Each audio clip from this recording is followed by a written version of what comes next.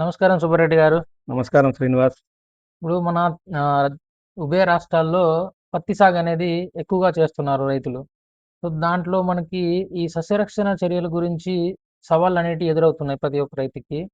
So, మనకి మొదటగా వచ్చేసి రసం పీల్చే పురుగుల బెడద అనేది ఎక్కువైపోతుందండి. ఈ రసం పీల్చే పురుగుల బెడద నుంచి తప్పించుకోవడానికి రైతులకు ఎలాంటి సస్యరక్షణ చర్యల గురించి మీరు వివరిస్తున్నారు? ముఖ్యంగా శ్రీనివాస్, ఇక్కడ పత్తి పంట ఉభయ తెలుగు రాష్ట్రాల్లో చాలా చక్కగా మన రైతాంగం వాణిజ్య పంటగా సాగు చేస్తూ ఉన్నారు. పత్తి పంటలో ముఖ్యంగా వచ్చేటటువంటి రసం పీల్చే పురుగులు సాధారణంగా ఫస్ట్‌లో మొక్క పెట్టిన తర్వాత 25, 35 రోజులప్పుడే మనకు జీడ అంటారు. లేదంటే అఫిడ్. అఫిడ్ అనేది పేనుబంక అంటుంటాం కదా! ఈ అఫిడ్ ఎక్కువగా రావడం జరుగుతుంది. దాంతో పాటుగా జాసిడ్ అంటే మన పచ్చదోమ. ఈ పచ్చదోమ, పేనుబంక ఈ 2 ఎక్కువగా ఉధృతి స్టార్టింగ్‌లో ఎక్కువగా ఉంటాయి. తెల్లదోమ తీసుకున్నట్లయితే ఇక పంట పెరిగే కొద్దీ తెల్లదోమ యొక్క ఉధృతి కూడా పెరుగుతూ ఉంటుంది. ముఖ్యంగా ఈ 3 రకాలు పచ్చదోమ, తెల్లదోమ, పేనుబంక ఈ 3 రకాలైనటువంటి తల్లి పురుగులను మనం పూర్తిగా తగ్గించాల్సినటువంటి బాధ్యత ఉంటుంది. ఈ విధంగా తగ్గించడానికి ముఖ్యంగా మన దగ్గర బీఏఎస్ఎఫ్ వారు ఎఫికాన్ అనేటటువంటి కొత్త ఉత్పాదనని తీసుకురావడం జరిగింది. ఈ ఎఫికాన్ 280 మిల్లీలు ఒక ఎకరానికి స్ప్రే చేసుకోవాల్సి ఉంటుంది. నీరు తీసుకున్నట్లయితే దాదాపుగా 150 నుండి 170 లీటర్ల నీళ్లు వరకు మనకు ఒక ఎకరానికి స్ప్రే వాల్యూమ్ తీసుకోవాల్సి ఉంటుంది. ఈ విధంగా తీసుకొని మొత్తం పంట అంతా బాగా తడిచే విధంగా స్ప్రే చేసుకున్నట్లయితే మనకు తెల్లదోమ, పచ్చదోమ, పేనుబంక పూర్తిగా మనకు ఆ టైంలో తగ్గించడం జరుగుతుంది. ముఖ్యంగా ఈ స్ప్రే అనేది 35 రోజులు పంట వయసు ఉన్నప్పుడు రైతాంగం చేయాల్సినటువంటి అవసరం ఉంది. దాదాపుగా 30 నుంచి 40 రోజులు, 35 నుండి 40 రోజుల్లో ఈ స్ప్రే అనేది మొట్టమొదటి స్ప్రే మనకు ఈ రసం పీల్చే పురుగులను అధిగమించడానికి స్ప్రే చేయాల్సి ఉంటుందండి. ఓకే. ఇప్పుడు అలాగే గులాబీ రంగు పురుగు సమస్య గూడా చాలా తీవ్రమైపోయిందండి. రైతులు దాన్ని నియంత్రణ అనేది చేయలేకపోతున్నారు. సో, దానివల్ల మనకు దిగుబడి భారీగా నష్టపోతున్నారు రైతులు. దానికి ఎలాంటి సస్యరక్షణ చర్యలు మీరు చేపట్టాలని? గులాబీ రంగు పురుగు తీసుకున్నట్లయితే ఇప్పుడు భారతదేశంలో దాదాపుగా చాలా మటుకు పత్తిని నష్టపరిచే దాంట్లో మొట్టమొదటి పురుగుగా ఉంది. అన్ని పురుగులు ఒక రకంగా నష్టం చేస్తే ఒక్క గులాబీ రంగు పురుగే చాలా బేళ్ళ పత్తిని తినేస్తా ఉంది. కాబట్టి ఈ గులాబీ రంగు పురుగు యొక్క యాజమాన్యం చాలా చాలా ముఖ్యమైనది మన భారతదేశంలో. ముఖ్యంగా మన తెలుగు రాష్ట్రాల్లో తీసుకున్నట్లయితే గులాబీ రంగు పురుగు యాజమాన్యానికి బీఏఎస్ఎఫ్ వారు ఒక స్ట్రాటజీని రూపొందించడం జరిగిందండి. 45 రోజులు, 55 రోజులు, 65, 75 రోజుల్లో ఈ స్ట్రాటజీని మనం ఉపయోగించడం జరుగుతుంది. ఈ 45, 55, 65, 75 రోజుల్లో వాడేటటువంటి స్ట్రాటజీని మనం ఖచ్చితంగా ప్రతి రైతు దగ్గర వాడించగలిగితే ఈ గులాబీ రంగు యొక్క ఉధృతిని మనం నియంత్రణ చేయొచ్చు. తదనుగుణంగా మనం దిగుబడిని కూడా పెంచొచ్చండి. మొట్టమొదట తీసుకుంటే 45 రోజులకు చాలా ముఖ్యమైనటువంటి స్ప్రే మనం చేయాలి దీనికోసం. ఇక్కడేమవుతుందంటే రైతాంగం అంతా కూడా గులాబీ రంగు పురుగును చూసిన తర్వాత స్ప్రేయింగ్ చేయడం మొదలు పెడతా ఉన్నారు. అది ఎట్టి పరిస్థితుల్లో అలా చేయకూడదు. ఎందుకంటే గులాబీ రంగు పురుగు గుడ్డు పెట్టేటటువంటి సమయము గూడ యొక్క ఈ గూడలు ఉంటాయి కదండి, ఆ గూడ యొక్క వేళ్ళలాగా ఉన్నటువంటి భాగాల మీద ఎక్కువగా గుడ్డు పెట్టడం జరుగుతుంది. అది ఏ సమయంలో పెడుతుందంటే 45 రోజులకు స్టార్ట్ అవుతుంది. 45 నుండి 55 రోజుల మధ్యలో ఈ గుడ్లు పెట్టడం జరుగుతుంది. గుడ్డు పెట్టిన తర్వాత ఈ పొదగబడినటువంటి పిల్లలు ఏవైతే గుడ్డు నుండి బయటికి వచ్చినటువంటి మొదటి ఇన్స్టార్ లార్వాలు ఏవైతే ఉన్నాయో అవి ఈ 5-6 రోజుల్లో ఏమైతాయంటే పూర్తిగా ఆ మొక్క లోపల మొక్కలో వచ్చినటువంటి పుష్పాల్లో ఉన్నటువంటి పిందెలు ఏర్పడతాయి కదండి, అక్కడి వరకు ప్రయాణం చేసి కేవలం 2-3 గంటల్లో ప్రయాణం చేస్తాయి అక్కడి. ఈ 2-3 గంటల్లో మాత్రమే మనము బయట వాతావరణంలో ఈ పురుగు ఉండటం జరుగుతుంది. కాబట్టి మనం ఆ టైంలోనే కొంచెం ఎక్కువ జాగ్రత్తగా మనం పురుగు మందులు స్ప్రే చేసుకోవడం ఇలాంటివి స్టార్ట్ చేయాలి. కాబట్టి 45వ రోజులో 45 నుండి 55 రోజుల మధ్యలో రైతులు తప్పనిసరిగా ఎక్స్పోనస్ అనేటటువంటి కీటకనాశిని మనం స్ప్రే చేసుకోవాల్సి ఉంటుంది. ఈ ఎక్స్పోనస్ డోసేజ్ తీసుకున్నట్లయితే 17 మిల్లీలు మనం వాడుకోవాల్సి ఉంటుంది. 45వ రోజు నుండి 55 రోజుల మధ్యలో రైతాంగం ఖచ్చితంగా ఈ ఎక్స్పోనస్ని వాడాల్సి ఉంటుందండి. అంటే ఒక రౌండు 45 రోజులకి స్ప్రే చేసుకుంటే ఎక్స్‌పోనస్ పూర్తిగా గులాబీ రంగు పురుగు నివారణ చేయగలుగుతామా? లేకపోతే ఇంకేమన్నా స్ప్రేలు తర్వాత చేసుకోవాల్సొస్తుందా? తప్పనిసరిగా చేసుకోవాల్సి ఉంటుంది. ఎందుకంటే మనం ఇందాకనే నేను మీతో తెలియజేశాను. ఈ గులాబీ రంగు పురుగు అతి పెద్ద పురుగు. ఉన్నటువంటి వాటిల్లో పంటను చేతికొచ్చే సమయంలో రైతుకు అందనీయకుండా చేసేటటువంటి అతి భయంకరమైనటువంటి పురుగు కాబట్టి ఒక దఫా స్ప్రేతో ఇది ఎట్టి పరిస్థితుల్లో నివారణ చేయబడదు. దీనికి 4 స్ప్రేలు అవసరం ఉంటాయి. మొట్టమొదటి స్ప్రే ఏంటంటే 45 రోజులు. రెండవ స్ప్రే వచ్చేసరికి 55 రోజుల్లో చేసుకోవాల్సి ఉంటుంది.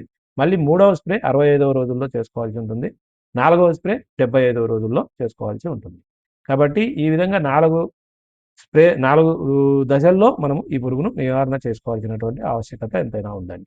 దానివల్ల గులాబీ రంగు పురుగు ఉధృతి అనేది తగ్గి దిగుబడి పెరిగే దిగుబడి ఖచ్చితంగా పెరిగే అవకాశం ఉంది. అవకాశాలు ఒక ఉన్నాయి. రైతు దగ్గర తీసుకుంటే దాదాపుగా 20,000 నుండి 30,000 రూపాయల వరకు కూడా నష్టం కలుగజేస్తూ ఉంటుంది ఈ గులాబీ రంగు పురుగు.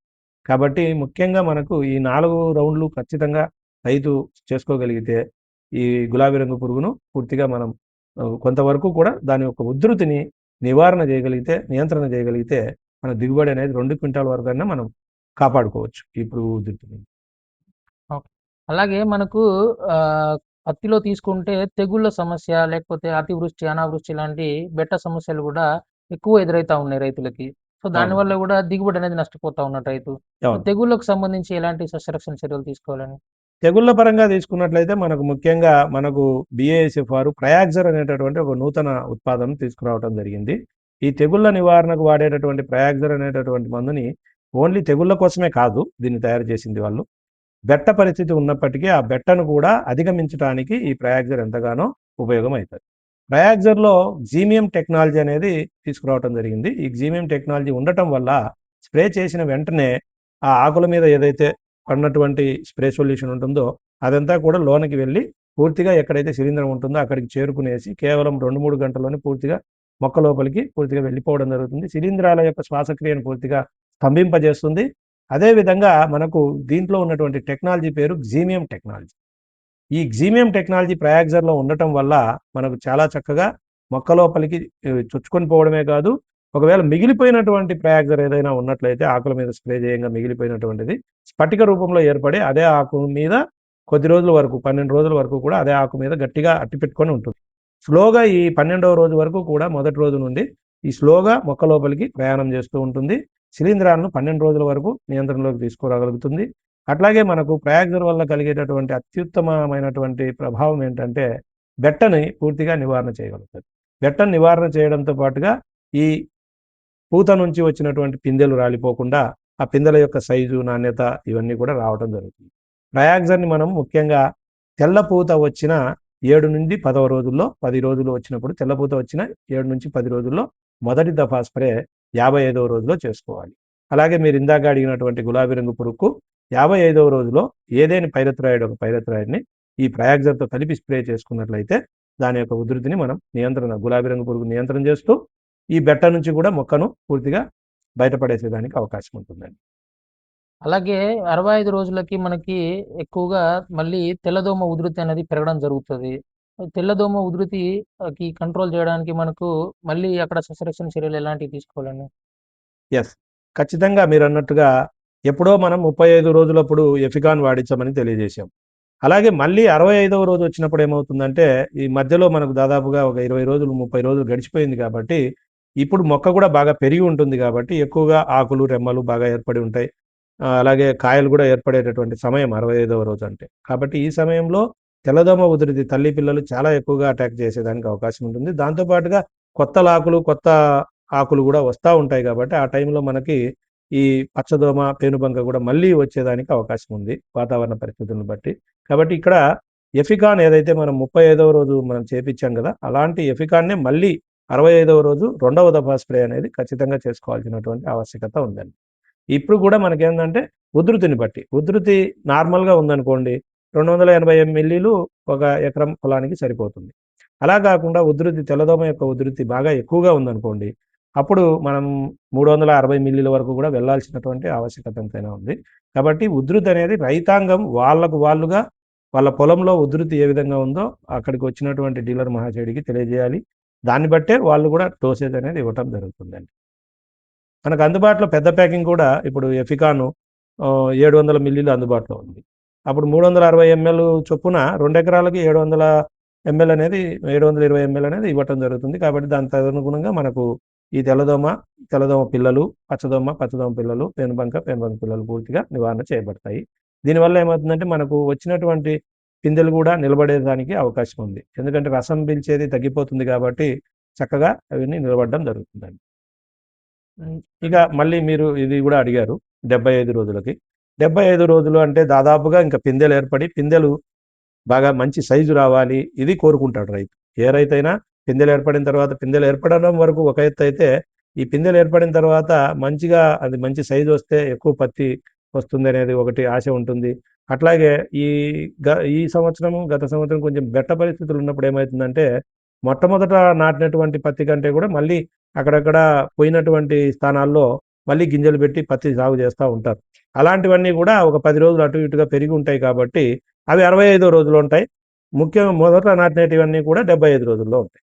కాబట్టి ఈ టైంలో ఏందంటే వాటికి కూడా మనం సస్యరక్షణ చర్యలు చేపట్టాలి కాబట్టి చివరి రౌండ్‌గా మళ్ళీ ఒక్కసారి ట్రయాక్సర్‌ని స్ప్రే చేసుకున్నట్లయితే ఈ కాయలు బాగా రావటం, కాయల మీద ఎలాంటి మచ్చలు లేకుండా ఉండటం, కాయ బరువు బాగా పెరగటం, దాంతో పాటుగా తదనుగుణంగా మనకు దిగుబడి కూడా ఈ కాయ లావు సైజు బాగా పెరుగుతుంది కాబట్టి దిగుబడి కూడా చక్కగా వచ్చేదానికి అవకాశం ఉంటుంది.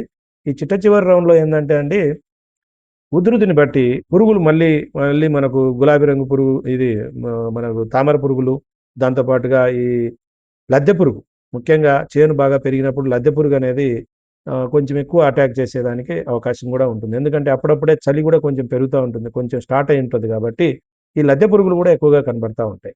ఈ లద్దె పురుగు నివారణకు మళ్ళీ చివరి రౌండ్‌లో ఈ ప్రయాగర్తో పాటుగా ఎక్స్‌పోనస్‌ని 17 ఎంఎల్ వరకు కూడా ఒక ఎకరానికి వాడుకున్నట్లయితే చక్కటి ఫలితాలు కనిపించడం జరుగుతుందండి. అలాగే మనకి ఈ ఎక్కువగా రైతులు పూతకని, లేకపోతే గ్రోత్‌కని రకరకాల మందులు వాడుతా ఉంటారు. అవును. ఆ సెగ్మెంట్‌లో మీరు ఎలాంటి మందులు రికమెండ్ చేస్తా ఉంటారు? మన వద్ద వచ్చేసరికి ఇక్కడ బీఏఎస్ఎఫ్ వారు 2 రకాలైనటువంటి ఉత్పాదనలు తీసుకురావటం జరిగింది. ముఖ్యంగా ఇవి బలం మందులనొచ్చు, పూత మందులనొచ్చు, ఇంకా రకరకాల పేర్లతో పిలుస్తా ఉంటాము. అయితే వీటిని 2 కేటగరీస్‌గా మేము విభజన చేయటం జరిగింది. మొట్టమొదటిదేంటంటే, పెరుగుదల దశలో ఏదైనా సరే పెరుగుదల జరిగేటప్పుడు శాఖీయ పెరుగుదల ఒక రకంగా ఉంటుంది. మనకు పుష్పాలు, పిందెలు ఇవన్నీ పడేటప్పుడు ఈ పిందెలు లావు కావడానికి వీటికి కూడా మనం వాడుతూ ఉంటాం. ఇందులో మనకు 2 ఉత్పాదనలున్నాయి. మొట్టమొదటిది వచ్చేసరికి మెరిటార్ అనేటటువంటి ఉత్పాదన. మెరిటార్ అనేది ఒక రకమైనటువంటి లిక్విడ్ ఫర్టిలైజర్ అండి. ఇందులో కాల్షియం 11% ఉంటుంది. ఈ కాల్షియం 11% ఉండటం వల్ల ఏంటంటే, ముఖ్యంగా శాఖీయ పెరుగుదల జరిగేటప్పుడు మనము ఇందాక మన డిస్కషన్‌లో మనం అనుకున్నాం. 45వ రోజు ఎక్స్‌పోనస్ అనే మందును వాడుకుంటూ మనకు గులాబీ రంగు పురుగును ఉధృతిని బాగా తగ్గిస్తుందనేది. ఈ ఎక్స్‌పోనస్‌తో పాటుగా అదే టైంలో ఈ మెరిటార్‌ని కూడా మనం ఇచ్చినట్లయితే అది శాఖీయ పెరుగుదల నుంచి పూత దశకు వెళ్ళేటటువంటి సమయం కాబట్టి, ఆ సమయంలో మొక్కకు చాలా కాల్షియం అవసరమైతది. ఎందువలనంటే కొత్త కొత్త కణాలను విభజన చేసుకునేసి ఆ కొత్త పుష్పాలను ఏర్పరచడం, ఆ పుష్పాల నుండి మళ్ళీ గూడల నుంచి పుష్పాలు రావటం, పుష్పాల నుంచి పిందెలు ఏర్పడడం, ఇదంతా కూడా కణ విభజన అనేది ముఖ్యంగా జరుగుతూ ఉంటుంది. కణ విభజన జరిగేటప్పుడు ఈ కాల్షియం అనేది మొక్కకు చాలా చాలా అవసరం. కాబట్టి మెరిటార్ అనే మందును మనం ఆ టైంలో ఎక్స్‌పోనస్‌తో పాటుగా కలిపి జత చేసి వాడుకోవచ్చు. అవి కూడా మనం 2 వేరు బకెట్స్‌లో మనం కలుపుకున్న తర్వాత ట్యాంక్‌లో పోసుకునేటప్పుడు వేరువేరుగా కలిపి పోసుకున్నట్లయితే చక్కగా ఈ ఫలితం అనేది రైతు పొందగలుగుతాడు. తర్వాత రెండవ ఉత్పాదన వచ్చేసరికి మనకు ఫ్రివాన్ అనేటటువంటి మరొక బయోస్టిమ్యులెంట్ మన దగ్గర ఉందండి.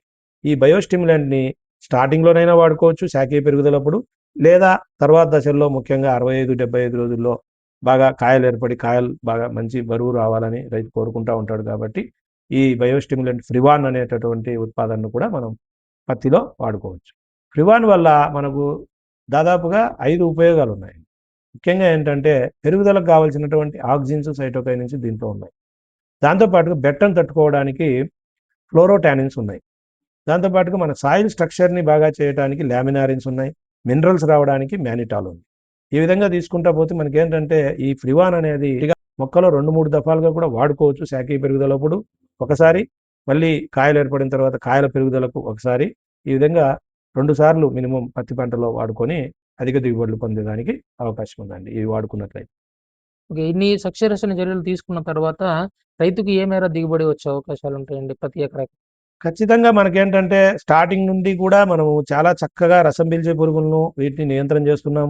దాంతో పాటుగా ఈ గులాబీ రంగు పురుగు యొక్క యాజమాన్యాన్ని కూడా చక్కగా చేపట్టాం. బలం మందులు కూడా చక్కగా ఇవ్వగలుగుతున్నాం కాబట్టి మనకు మినిమమ్ అంటే కూడా 10-13 క్వింటాల్ వరకు కూడా దిగుబడి వచ్చేదానికి అవకాశం ఉందండి. ఓకే అండి సుబ్బారెడ్డి గారు. ధన్యవాదాలు. సో, రైతులారా అందరూ మీరు ఈ సస్యరక్షణ చర్యలు చేపట్టి మీరు గూడా దిగుబడులు పెంచుకోవాల్సిందిగా మేము ఆశిస్తా ఉన్నాం. ధన్యవాదములండి శ్రీనివాస్ గారు. Thank you. Thank you.